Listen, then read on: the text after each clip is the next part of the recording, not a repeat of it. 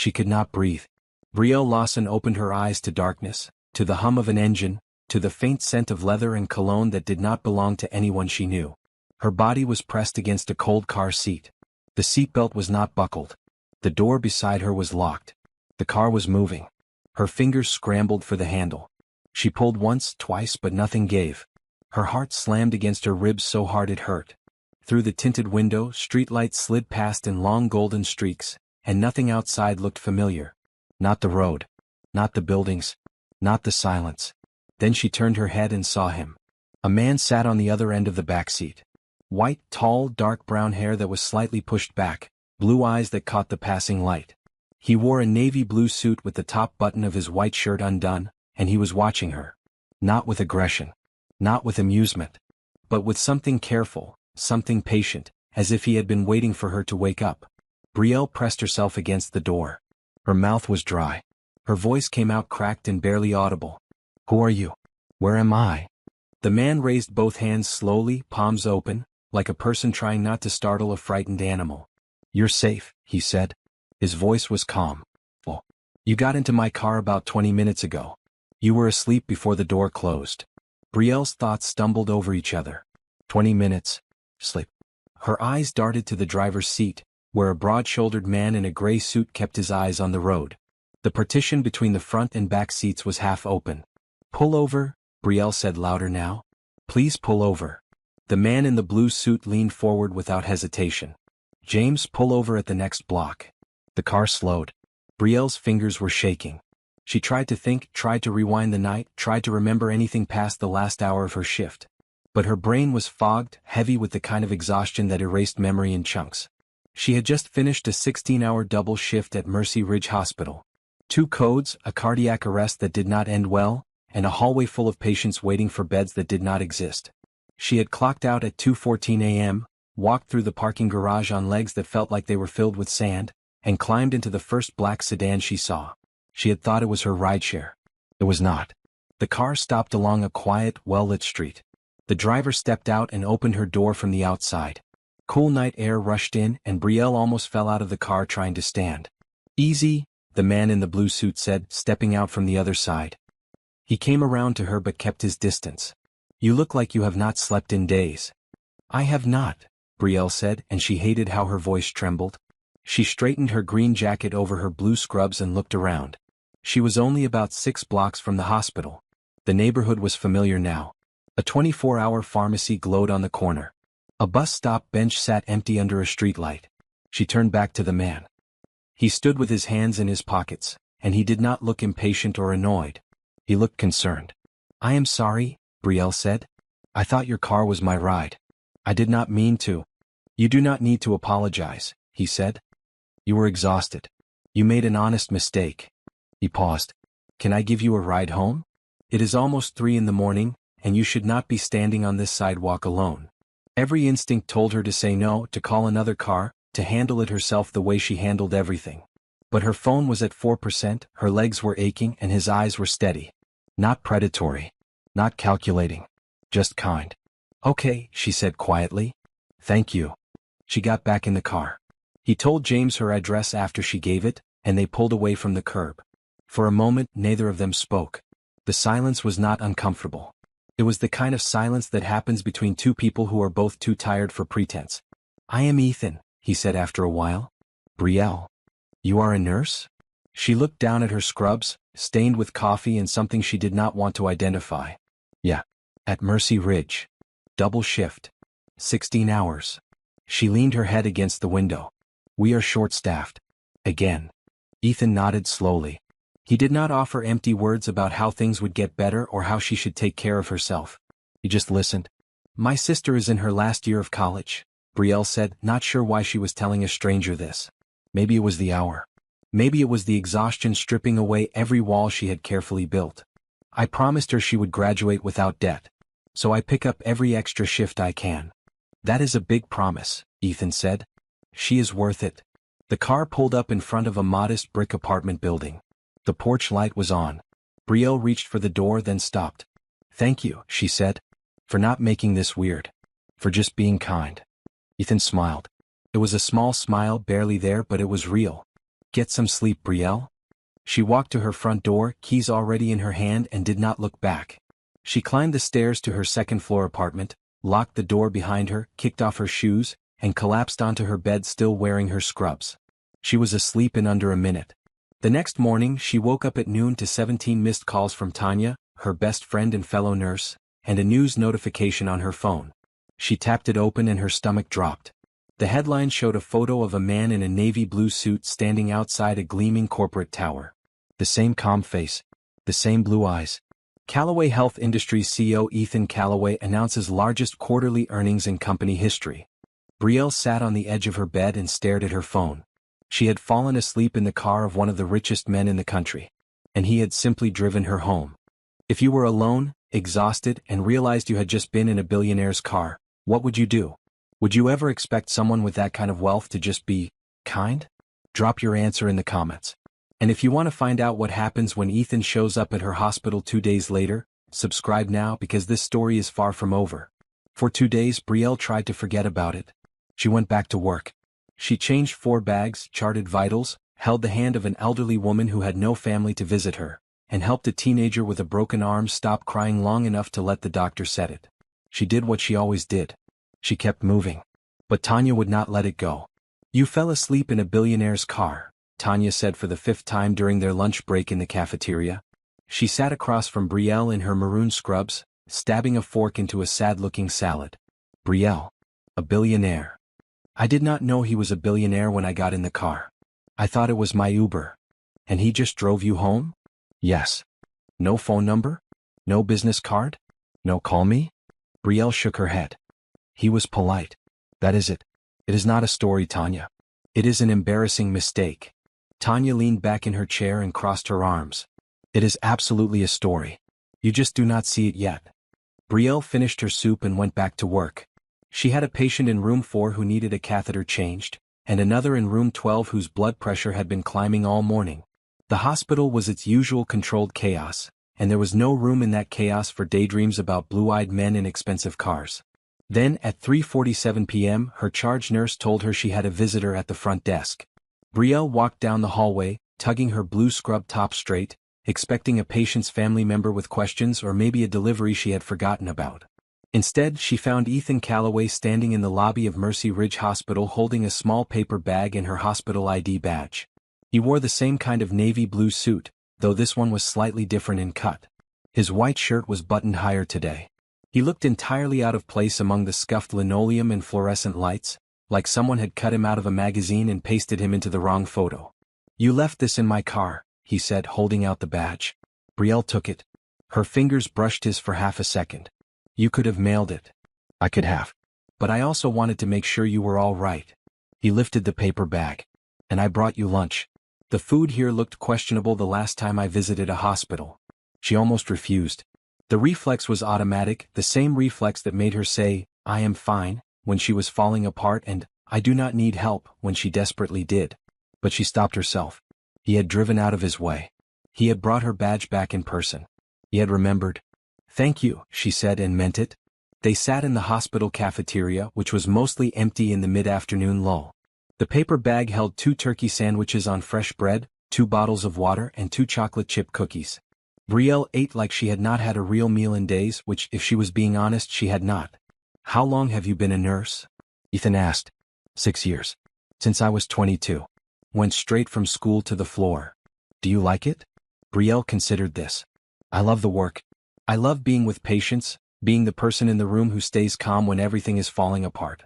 But the hours, the pay, the way the system treats nurses like we are disposable. That part wears on you. Ethan listened with the same quiet attention he had shown in the car. He did not look at his phone. He did not glance at his watch. He was simply present. You mentioned your sister, he said. Amber? You remember her name? You said it with a lot of love. That tends to stick. Brielle felt something shift in her chest, a loosening she had not expected. Amber is 21. She is a senior at Langford University studying biology. She wants to go to medical school. That is expensive. Everything is expensive. Brielle set down her sandwich. Our father passed away 3 years ago. Pancreatic cancer. By the end, the medical bills were staggering. I have been paying them down bit by bit, and I cover Amber's tuition on top of that. She has a partial scholarship, but the rest comes from my shifts." Ethan was quiet for a moment. Then he said, "Your father must have been a good man to raise someone like you." Brielle blinked against the sting in her eyes. "He was. He ran a tutoring center in our neighborhood for free. Every Saturday morning. Kids would line up around the block. He believed that if you could help someone you should. No questions. No conditions. He sounds like someone I would have liked." "He would have liked you too." Brielle paused, surprised she had said that. She barely knew this man. But something about the way he carried his kindness, without fanfare, without expectation, reminded her of Raymond Lawson. Ethan leaned forward slightly.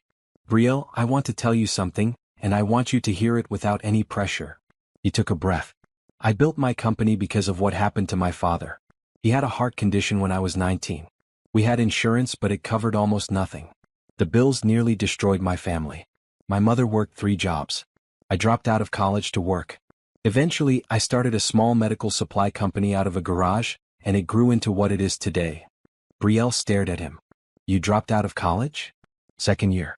I went back eventually and finished, but those years were hard.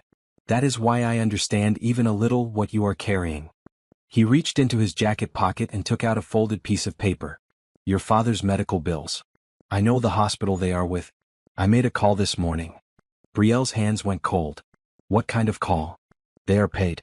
All of them. The entire balance." The cafeteria was quiet. A vending machine hummed in the corner. Somewhere down the hall, a phone was ringing. Brielle opened her mouth, closed it, and opened it again. Her eyes filled. She pressed both hands flat on the table to steady herself. "You did not have to do that," she whispered. "I know. That was almost $40,000. "I know." She looked at him, really looked at him, past the suit and the company and the headlines. She saw a man who understood what it felt like to watch someone you love drown in bills they did not deserve. A man who had the power to ease that pain and chose to use it. "Thank you," Brielle said. The words came out thick and unsteady, but they were the truest thing she had said in months. "Thank you, Ethan." He nodded once and his eyes were bright. "You are welcome." They sat together until Brielle's break ended. When she stood to go, he stood too. "Can I see you again?" he asked. Not smooth. Not rehearsed. Honest. "Yes," she said. "I would like that." She walked back to her station, and for the first time in a very long time, the weight on her shoulders felt a little lighter. A week passed. Then 2. Brielle expected the whole thing to fade, the way unusual things do, becoming a story she would tell at dinner parties years from now. The time she fell asleep in a billionaire's car. The time a stranger paid off her father's medical bills. It would become an anecdote, polished and distant, no longer connected to the raw feeling of that cafeteria table and the paper he slid across it. But Ethan did not fade. He texted her the morning after their cafeteria lunch. Not anything elaborate. Just, "I hope your shift goes well today." She responded with a thank you, and the conversation continued from there, growing slowly and steadily like a vine climbing a wall, one small exchange at a time. He asked about her patients without asking for details she could not share. She asked about his work without pretending to understand the financial complexities of running a healthcare conglomerate. They talked about food, about music, about the fact that they both preferred rain over sunshine and neither of them could cook anything more complicated than scrambled eggs. On a Tuesday evening he called. "I have something I want to talk to you about," he said. "Can we meet?" Brielle was on her couch in sweatpants and a green t-shirt, eating cereal for dinner. "Is everything okay?" "More than okay. Can you do Thursday?" "There is a restaurant I like near the waterfront. I have a shift until 7. I will pick you up at 7:30. She almost said she could drive herself. She almost said he did not need to go out of his way.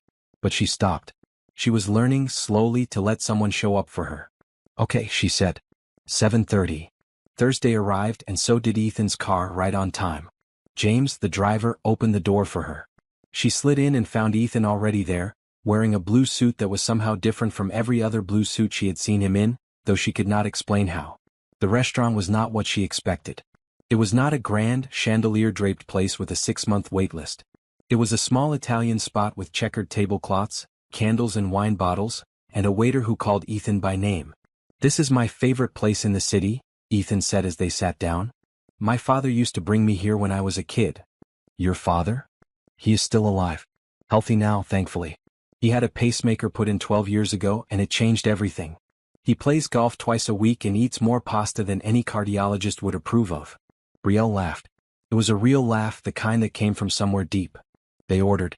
Brielle got the linguine, Ethan got the rigatoni, and they shared a basket of garlic bread that disappeared in minutes. Then Ethan set his fork down and looked at her with that same steady calm he always carried. I want to tell you about something my company is doing, he said. We have established a nursing scholarship at Mercy Ridge Hospital. It is fully funded, covers student loans for working nurses, and it is renewable annually. Brielle felt the garlic bread turn heavy in her stomach.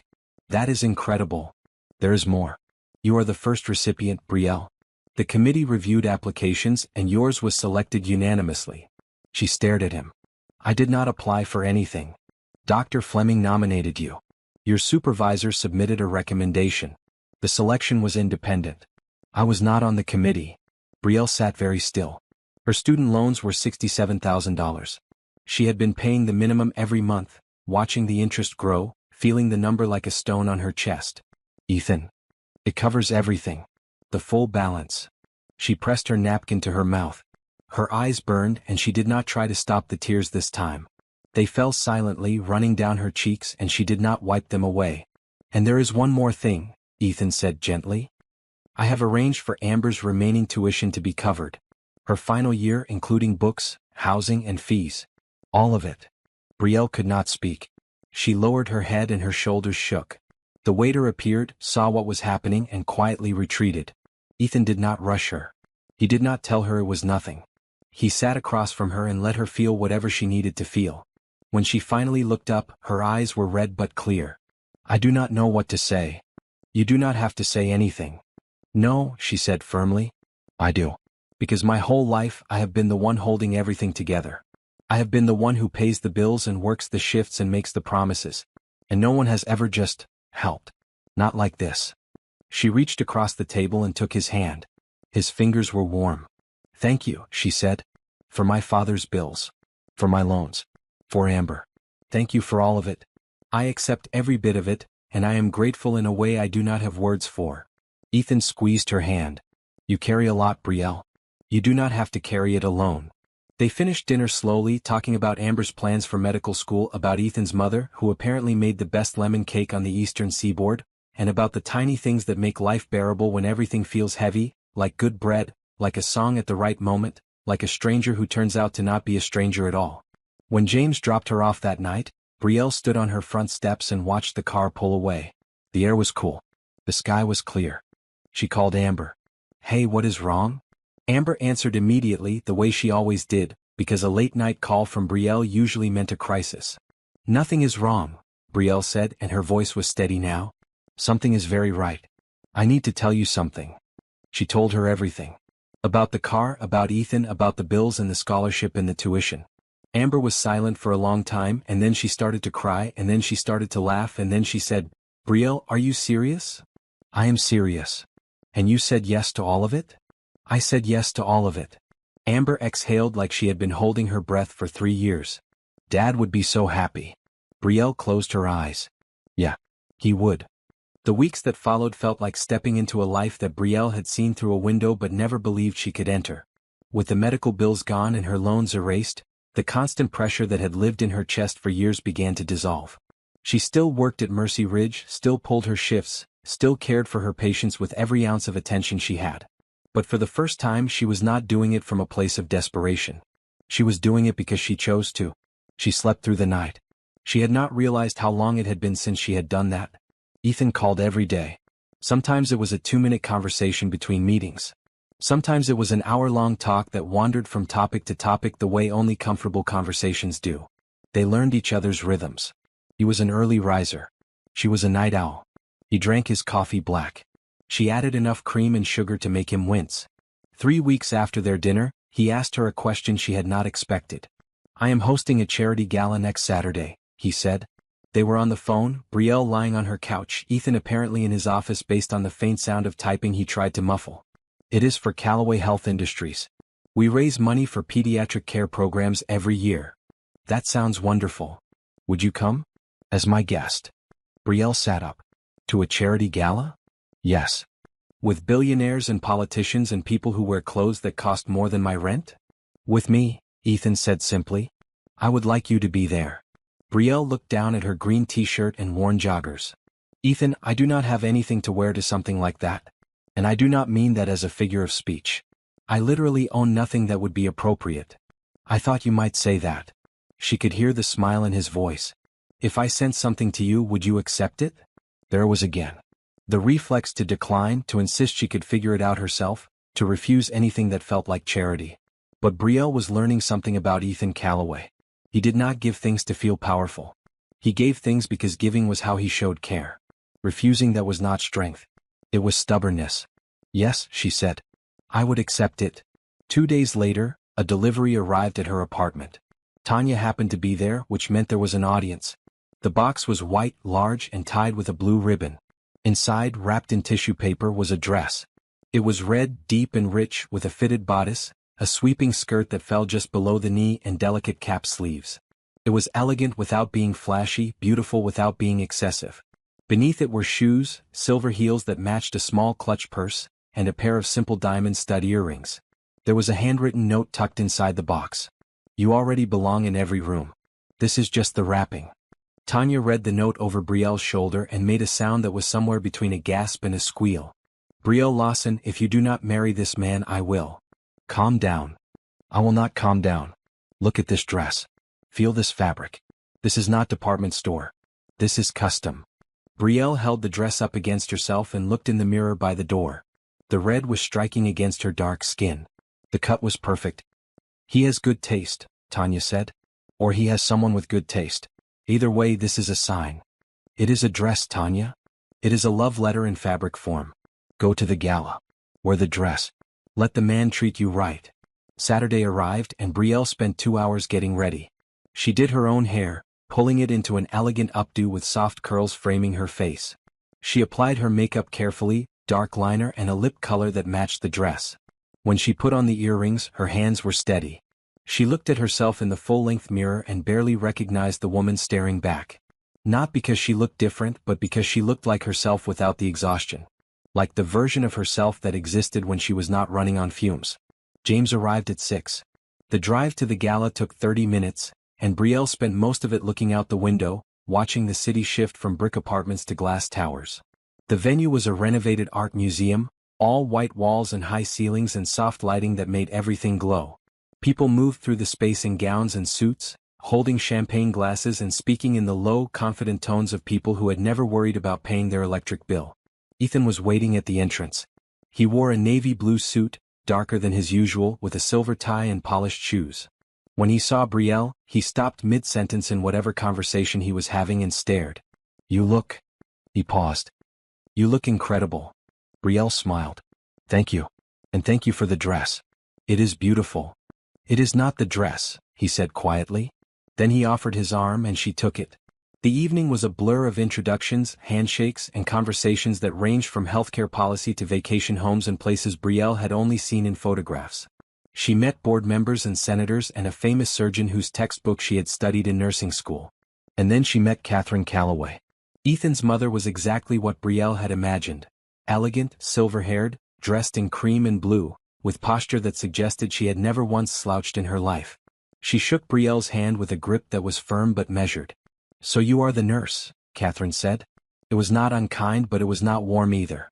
I am, Brielle said. It is a pleasure to meet you, Mrs. Calloway. Catherine studied her for a long moment. Ethan has told me a great deal about you. He does not usually talk about people this way. He has been very kind to me. Ethan is kind to many people. That is his nature. I simply want to make sure that kindness is met with the respect it deserves. Brielle held Catherine's gaze without flinching. I can promise you that it is. Something shifted in Catherine's expression. Not quite a smile, but an easing of the guard she had put up. She nodded once. Then enjoy the evening. As they walked away, Ethan leaned close. She likes you. That was liking me? For my mother? That was practically a bear hug. Brielle laughed and several people nearby turned to look. She did not notice. She was too busy feeling, for the first time in a very long time, like she was exactly where she was supposed to be. The gala raised over $4 million for pediatric care that night. Brielle learned this the next morning from a text Ethan sent at 6 a.m., along with a photo of the sunrise from his apartment window. 4 million, she texted back. That is a lot of hospital beds. And nurses to staff them, he replied. The important part. They fell into a rhythm after that. Not a formal relationship, not yet, not with any label or declaration attached. But something real and consistent. Tuesday dinners at the Italian restaurant. Sunday morning phone calls that lasted until noon. Walks along the waterfront on evenings when neither of them had anywhere to be. Brielle still wore her blue scrubs 5 days a week. She still held patients' hands and monitored their vitals and charted until her eyes blurred. But now, on the margins of her life, there was someone who asked how her day was and actually listened to the answer. One afternoon she decided it was time. I want you to see where I come from, she told Ethan on the phone. Not the hospital. Not the version of me that shows up in scrubs. The real me. My neighborhood. When? Saturday. I will plan everything. Saturday was bright and cool. Brielle picked Ethan up from his apartment, which she had never seen before. It was in a glass tower downtown, and the lobby alone was the size of her entire building. She did not let it intimidate her. She drove her 10-year-old sedan with the sticky passenger side window and the AUX cord that only worked if you held it at the right angle, and Ethan climbed in without a word about the cracked dashboard or the coffee stain on the center console. Their first stop was the Northside Community Center, a squat brick building where Brielle had spent every Saturday of her childhood. Her father had run the tutoring center there, and after his death, volunteers had kept it going in his name. Ethan walked through the center slowly, looking at the faded photos on the walls, the children's drawings taped to the bulletin board, the hand-painted sign that read Raymond Lawson Learning Room. This was his, Brielle said. He built something that lasted, Ethan said. He touched the edge of the sign gently. That is rare. They visited the church next, a small white building with blue doors where Brielle had been baptized and where her father's funeral had been held. The pastor, a woman named Reverend Grace, hugged Brielle and shook Ethan's hand with the kind of grip that tested character. So you are the young man, Reverend Grace said, eyeing him up and down. Brielle tells me you are one of the good ones. I am trying to be, Ethan said. Trying counts. Keep at it. The last stop was the Northside Family Clinic. It was a cramped, understaffed facility where residents waited hours to see a doctor. The waiting room had plastic chairs bolted to the floor and a television mounted on the wall playing a talk show no one was watching. Every seat was taken. Ethan stood in the doorway and looked at the room for a long time. Brielle watched his face. She saw something change in it. Not shock because he had seen poverty before, had grown up on the edge of it himself. But recognition. The specific recognition of seeing a problem he had the power to address. How many people does this clinic serve? He asked. About 3,000 residents in this area. 1 doctor. 2 nurse practitioners. Open 4 days a week. That is not enough. No, Brielle said. It is not. They drove home in near silence, but it was a productive silence, the kind where ideas are forming beneath the surface. That night Ethan called. I want to build a community health center, he said. A real one. Fully staffed, fully equipped. Right there in Northside. Brielle sat on her bed holding the phone with both hands. Ethan. I want you to help me design it. You know the community. You know what they need. I have the resources but you have the knowledge. She could hear it in his voice, the same urgency she felt every time she watched a patient wait 3 hours for a 10-minute appointment, the same frustration she carried when she drove past that clinic knowing it was not enough. Yes, she said. I will help you. I want to do this. Good. We start Monday. Over the following weeks, their collaboration became the center of both their lives. They met with architects and healthcare consultants. They reviewed community health data and met with residents to understand their needs. Brielle brought her years of frontline nursing experience. Ethan brought resources and the ability to cut through bureaucratic red tape with a single phone call. Tanya saw the change in Brielle and cornered her in the break room one afternoon. You are glowing, Tanya said. Do not try to deny it. I am not glowing. I am project managing. You are in love. I am invested in a community health initiative. Tanya crossed her arms. Say whatever you want. Your face says the rest. That weekend, Brielle introduced Ethan to Amber. They met at a cafe near Amber's campus. Amber arrived in a bright green jacket and yellow scarf, vibrant and sharp-eyed and immediately suspicious of any man in her sister's life. But within 10 minutes, Ethan had won her over. He asked about her biology coursework, mentioned a paper on gene therapy he had read recently, and told her a story about the time he accidentally set off the fire alarm in a college chemistry lab. Amber laughed so hard she nearly knocked over her iced tea. On the drive home, Brielle asked Amber what she thought. "He is real," Amber said. "That is what I think. He is not performing. He is just real." Brielle smiled. "Yeah, he is. Would you trust a billionaire who shows up in your neighborhood and says he wants to build something for your community? Would you believe it was real?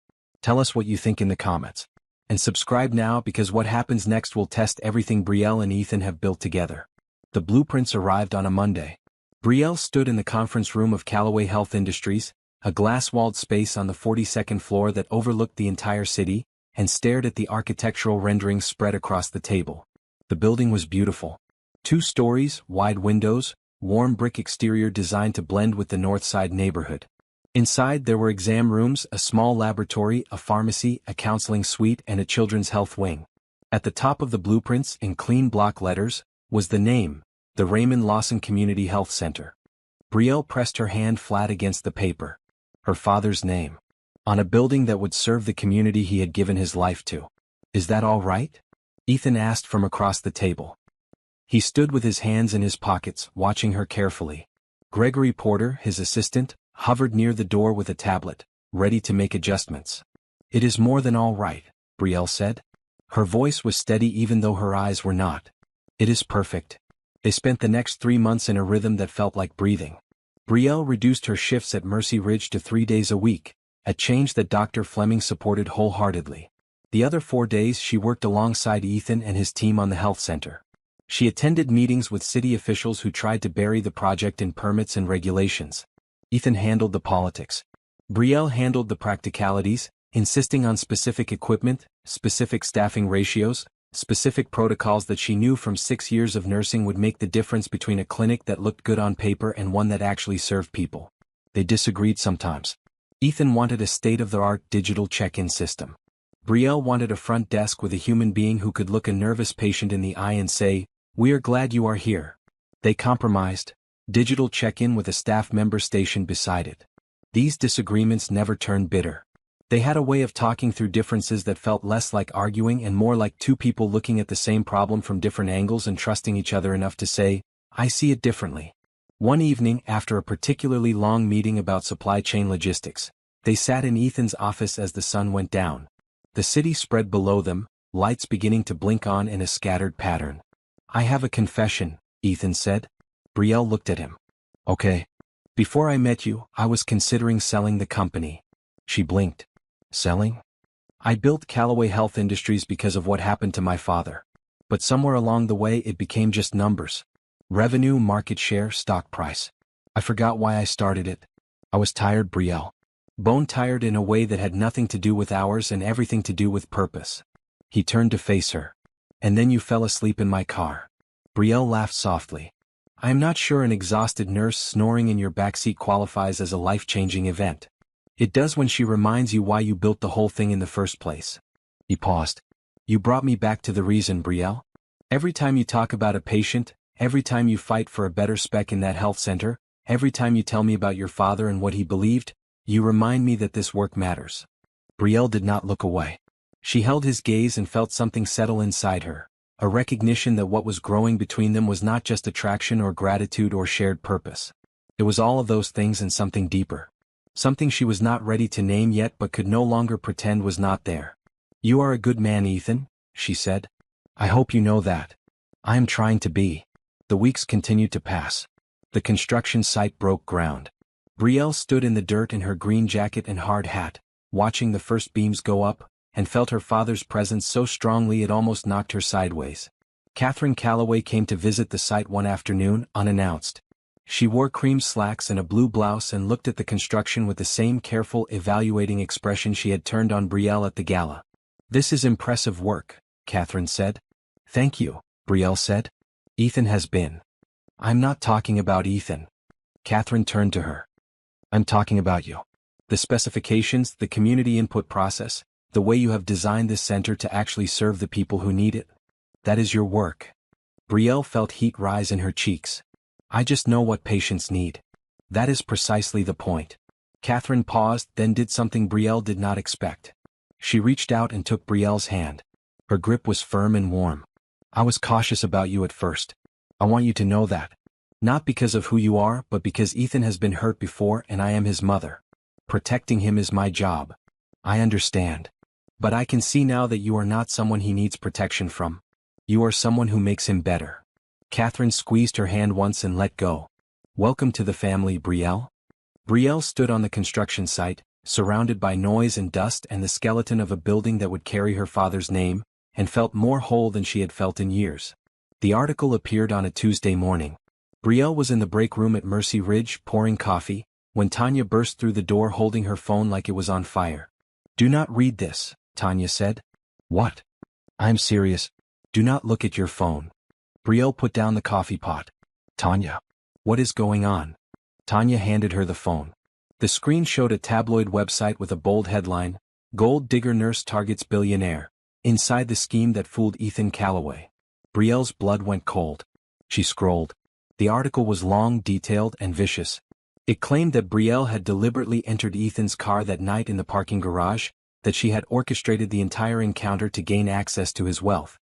It cited unnamed sources, who claimed she had been bragging about landing a billionaire. It included photos of her at the gala in the red dress, standing beside Ethan, with captions that twisted every image into evidence of manipulation. The byline credited the story to an anonymous source close to Callaway Health Industries. Brielle's hands trembled. She set the phone down and pressed her palms against the counter. It is not true, she said. Her voice was flat, controlled, the nurse voice she used when everything was falling apart and someone needed to stay calm. None of it is true. Of course it is not true, Tanya said, putting a hand on her shoulder. Anyone who knows you for 5 minutes knows that. But the internet did not know her for 5 minutes. Within hours the story had spread. Comment sections filled with people calling her names she refused to read. Her social media, which she barely used, flooded with messages from strangers who had opinions about a woman they had never met. Ethan called at noon. His voice was tight with a controlled anger she had never heard before. I have seen it, he said. I know who is behind this. Who? Victor Haynes. He has been losing contracts to us all year. His company is in trouble, and he is looking for any way to damage my reputation. Going after you is his way of getting to me. Brielle closed her eyes. Ethan, maybe I should step back. If being with me is going to cause problems for your company? No. The word came fast and firm. Absolutely not. You are not the problem here, Brielle. Yes. And I am going to make that very clear. That afternoon, Ethan held a press conference. Brielle watched it on the television in the Mercy Ridge break room, surrounded by nurses and staff who had gathered to support her.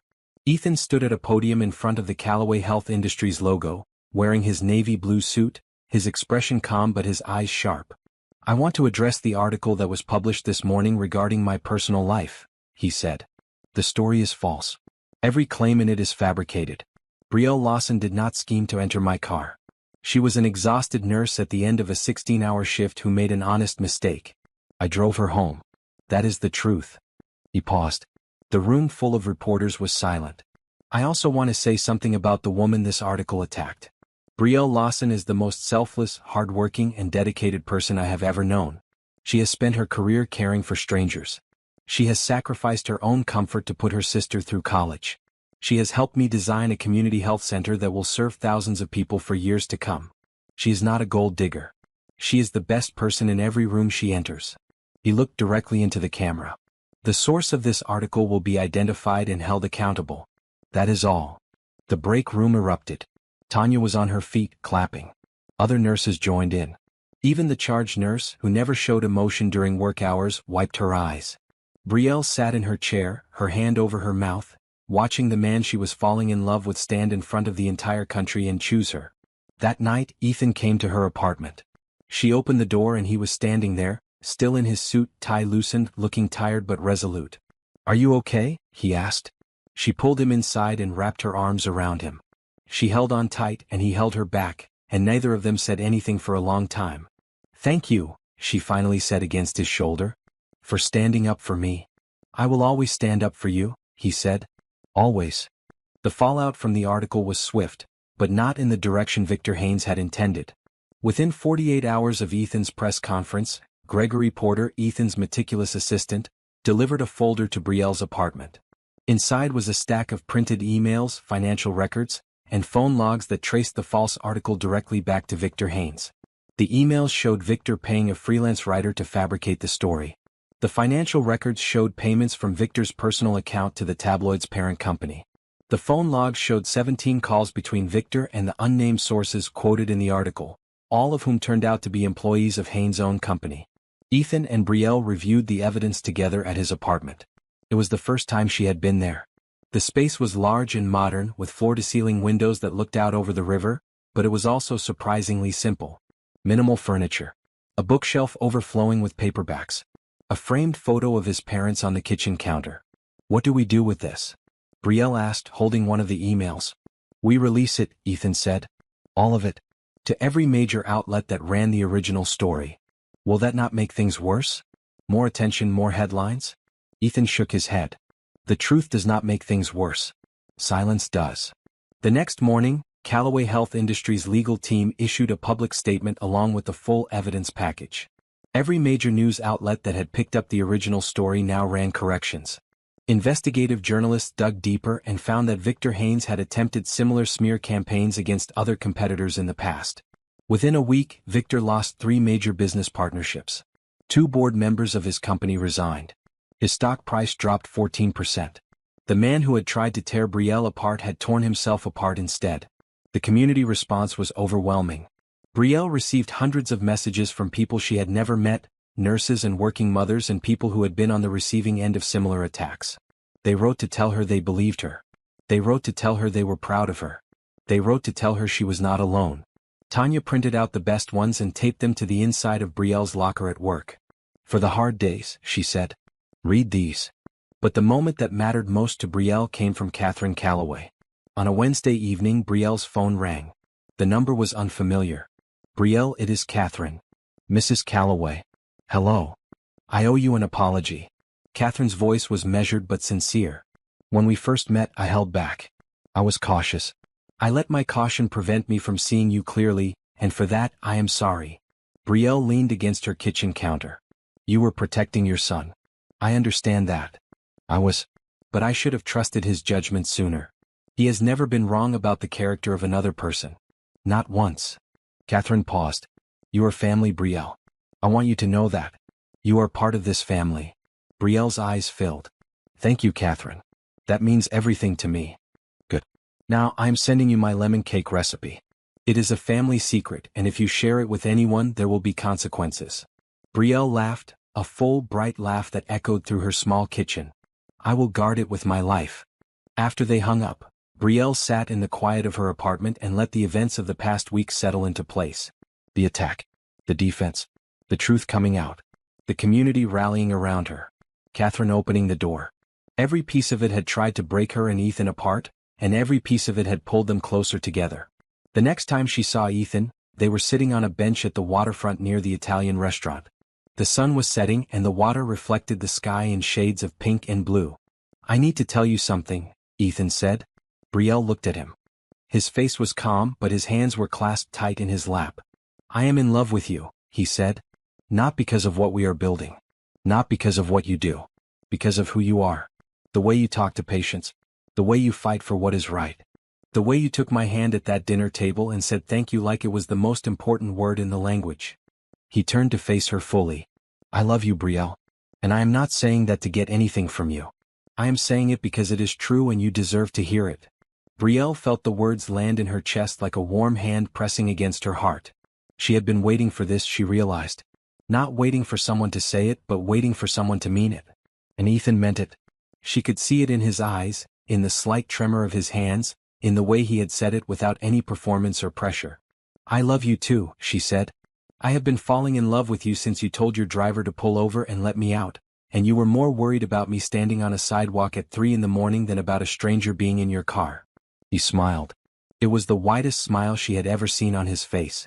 Then he leaned forward and kissed her, gently, and the river kept moving and the sky kept changing and everything for a moment was exactly as it should be. "There is something else," he said when they pulled apart. "The health center is almost finished. We open in 2 months. And I want you to consider something. Okay? I want you to be the co-director of the Callaway Foundation. Full-time. You would oversee the health center, future programs, community partnerships. It is a leadership role, Brielle. The kind of role you were born for. She looked at the water. She thought about her scrubs, her patience, the rhythm of hospital life that had defined her for 6 years. Then she thought about the health center, about the thousands of people it would serve, about the chance to shape something that would outlast her. "Yes," she said. "I accept." Ethan took her hand, and they sat together as the last light of the day sank into the water. The city hummed around them, but on that bench there was only stillness. The morning of the grand opening was the brightest morning Brielle could remember. The sky was a deep, cloudless blue. The sun was high and strong, and the new brick facade of the Raymond Lawson Community Health Center glowed in the light. The building was everything they had planned: welcoming, warm, professional, and woven into the neighborhood like it had always been there. Brielle stood in the lobby wearing a green dress and silver flats, her hair in a twist, clipboard in hand. The space smelled like fresh paint and new carpet and possibility. Around her, staff members moved through final preparations, arranging chairs in the atrium, testing the sound system, setting out programs printed on white cardstock with her father's name across the top. Ethan arrived at 9, wearing a blue suit and a tie that matched her dress. He had not planned that. Or maybe he had. She never could tell with him. "How are you feeling?" he asked, standing beside her as she surveyed the room. "Like I am standing in a dream I had a long time ago and forgot about." "It is not a dream," he said. "You built this. We built this." The ceremony was scheduled for noon. Guests began arriving at 11. City officials, hospital administrators, community leaders, and dozens of Northside residents who had waited years for a facility like this. Reverend Grace came early, wearing a bright blue hat that could be spotted from across the room. Catherine Calloway arrived in cream and navy, shook hands with everyone, and told Brielle the atrium lighting was perfectly chosen. Tanya came in her day-off clothes, maroon blouse and gray slacks, and took a front-row seat. "I am here to cry," she announced. "Do not judge me." Jonathan Reed, Ethan's best friend, flew in from Boston. He was tall, easygoing, and shook Brielle's hand with genuine warmth. "I have heard nothing but amazing things about you," he said. "Ethan does not exaggerate, but I think he might have undersold you." By 11:30 the atrium was packed. Brielle checked her phone. Amber had texted an hour ago, "On my way. Traffic is terrible. Save me a seat." Brielle texted back, "Front row next to Tanya. Hurry." At noon the ceremony began.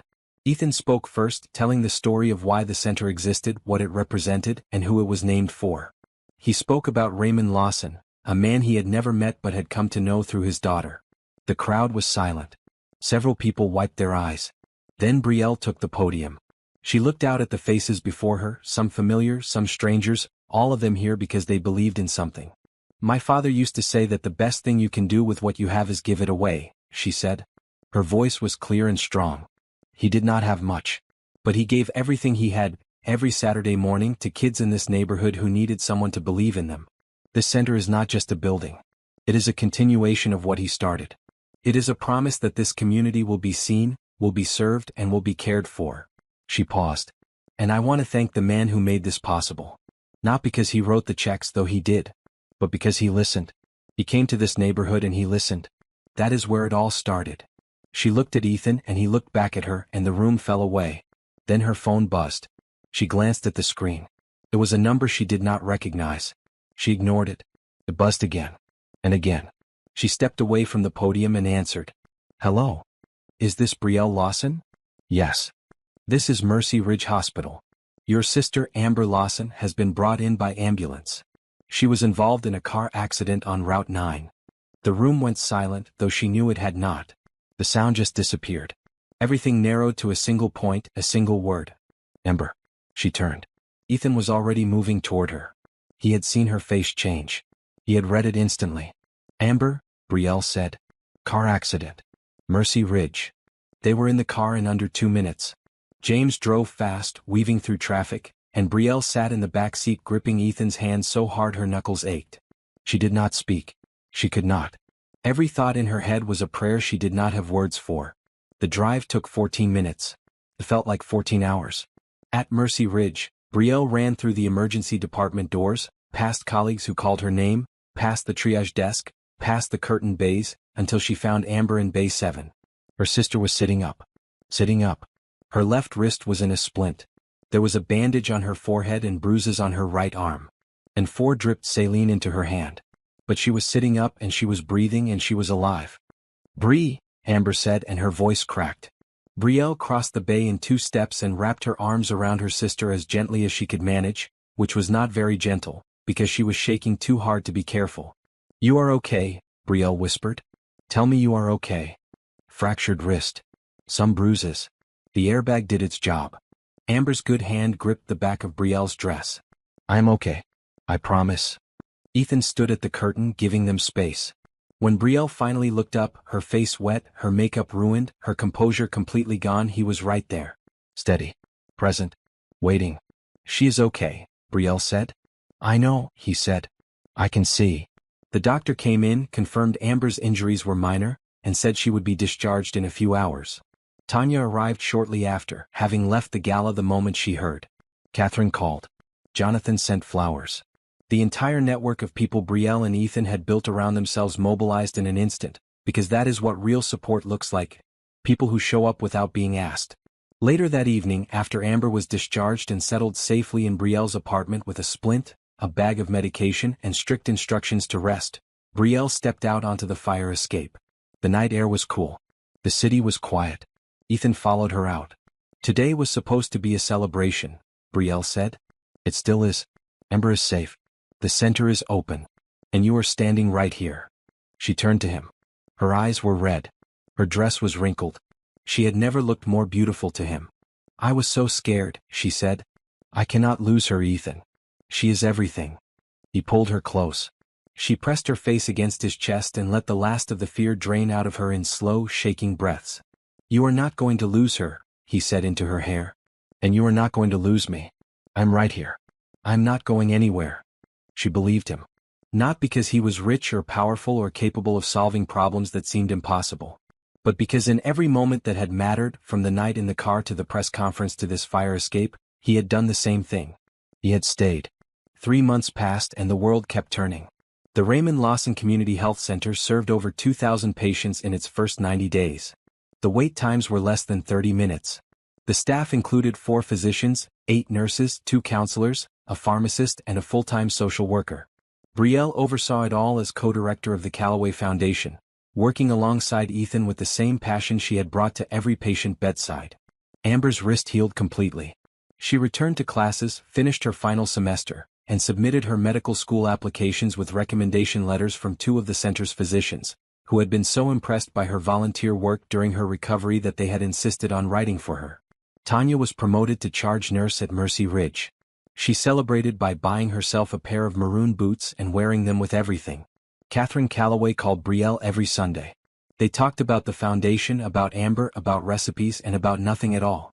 Catherine had become, in the quietest way, a second mother. Victor Haynes' company filed for restructuring. He was removed from the board. Brielle did not celebrate his downfall. She simply moved forward. And through all of it, there was Ethan. He was there on the mornings when Brielle woke up at 5 to review patient outcome reports. He was there on the evenings when she came home exhausted and needed nothing more than someone to hand her a cup of tea and sit beside her in silence. He was there on the hard days when a patient at the center received a difficult diagnosis and Brielle carried the weight of it home, and he was there on the good days when a child got a clean bill of health and Brielle came through the door smiling so wide her cheeks hurt. He was always there. The morning of Amber's graduation ceremony was warm and golden. Not the kind of golden that comes from filters or artificial light, but the real kind, the kind that happens when the sun is high and the air is clean and the day itself seems to understand that something important is happening. Brielle dressed carefully. She wore a blue dress with silver earrings and the same shoes she had worn to the gala, because they had carried her through a night that changed her life and she figured they could carry her through another one. Ethan picked her up at 8. He wore a light gray suit with a blue tie, and when she got in the car, he handed her a small box. "What is this?" she asked. "Open it." Inside was a silver bracelet with a single charm shaped like a heart. Engraved on the back were 2 words, "Always here." Brielle put it on immediately. "It is beautiful. Thank you." "There is more," he said. "But that part comes later." She looked at him, curious, but he just smiled and told James to drive. The ceremony was held on the main lawn of Langford University, under a white tent with rows of chairs stretching back farther than Brielle could count. She sat in the family section with Ethan, Catherine, Tanya, and Reverend Grace, who had brought her blue hat and a handkerchief she fully intended to use. When Amber's name was called, Brielle stood. She stood and watched her baby sister walk across that stage in her cap and gown, diploma in hand, fractured wrist fully healed, smiling the same smile their father used to wear when he watched his students succeed. Brielle cried. She did not try to hide it. Tanya cried beside her. Catherine dabbed her eyes. Even Ethan's jaw tightened in a way that told Brielle he was holding back something of his own. After the ceremony, Amber ran to Brielle and threw her arms around her. "We did it," Amber said. "You did it." "No." Amber pulled back and held her sister's face in both hands. "We did it. Every shift you worked. Every sacrifice you made. This degree has your name on it just as much as mine." Brielle held her sister and felt the full circle of it, the bills, the shifts, the exhaustion, the night she fell asleep in a stranger's car, everything that had brought them to this moment, standing on a green lawn under a clear sky with a diploma in hand and a future wide open. That evening they gathered for dinner at the Italian restaurant, the one with the checkered tablecloths and the candles and wine bottles. Ethan had reserved the private dining room. The table was set for 12. Brielle, Ethan, Amber, Catherine, Tanya, Reverend Grace, Gregory, Jonathan, Dr. Fleming, and 2 of Amber's closest friends. The food was incredible. The laughter was louder. Stories were told and retold. Amber described her most disastrous chemistry experiment. Tanya impersonated Brielle during a code blue and had the entire table crying with laughter. Catherine told a story about Ethan as a 5-year-old trying to run his father's business from the kitchen table with a toy calculator. After dessert, the table quieted. Something shifted in the room. Brielle noticed it first, the way people glanced at Ethan, the way Amber suddenly looked like she was trying very hard not to smile, the way Catherine's hands clasped together in her lap. Ethan stood. He adjusted his tie. He looked at Brielle and for the first time since she had known him, he looked nervous. "Brielle," he said. The room was silent. "I have spent my life building things. Companies, systems, structures. I have always been good at building. But until I met you, I had never built anything that had a heart." He reached into his jacket pocket and took out a small velvet box. Brielle's breath caught. "You taught me that the most important thing you can build is not a company or a center or a foundation. It is a life with someone who makes every room brighter, every problem smaller, and every day worth showing up for." He opened the box. Inside was a ring, a simple band with a single diamond that caught the candlelight, and it was elegant and understated and perfect. "This was my grandmother's," he said. "She wore it for 52 years. My mother gave it to me and told me to find someone worthy of it." He glanced at Catherine, who nodded with tears in her eyes. "I found her." He looked back at Brielle. "Will you marry me?" The table held its breath. Brielle looked at the ring. She looked at the man holding it. She thought about the night in the car, the coffee in the cafeteria, the dinner at this very restaurant where he told her that her father's bills were paid. She thought about the red dress and the gala and the community center and the press conference where he stood in front of cameras and chose her.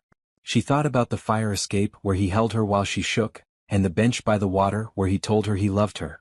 She thought about all of it, every moment, every kindness, every choice, and she said the only word that made sense. "Yes." The room erupted. Amber jumped out of her chair. Tanya screamed. Catherine pressed both hands to her heart. Reverend Grace raised her hands toward the ceiling and said something that sounded like a prayer and a celebration all at once. Gregory clapped politely. Jonathan whistled. Dr. Fleming beamed. Ethan slid the ring onto Brielle's finger, and it fit perfectly, of course it did, and he kissed her while the people they loved cheered around them. Later, when the restaurant had emptied and the candles had burned low, Brielle and Ethan walked along the waterfront. The city reflected in the water like a second city made of light. "So," Brielle said, "we are getting married. We are getting married. You know, this all started because I was too tired to read a license plate. Best mistake of my life." She leaned into him, and he wrapped his arm around her shoulders, and they walked in the quiet of the night, 2 people who had found each other in the most unlikely way and chosen, over and over again, to stay. 6 months later, on a Saturday morning in October, they married in an outdoor ceremony on the grounds of the Raymond Lawson Community Health Center. Brielle wore a white gown with a red sash. Amber was her maid of honor.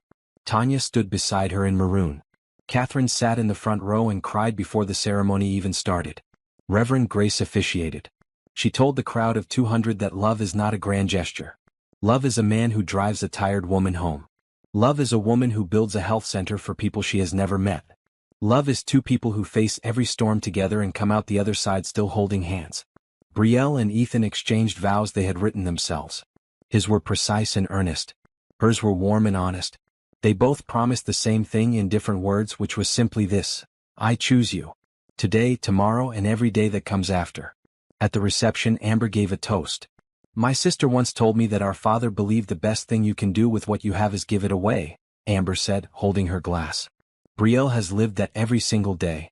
She gave me her time, her energy, her sleep, her paychecks, and her whole heart so that I could stand here today debt-free, with an acceptance letter to medical school in my pocket.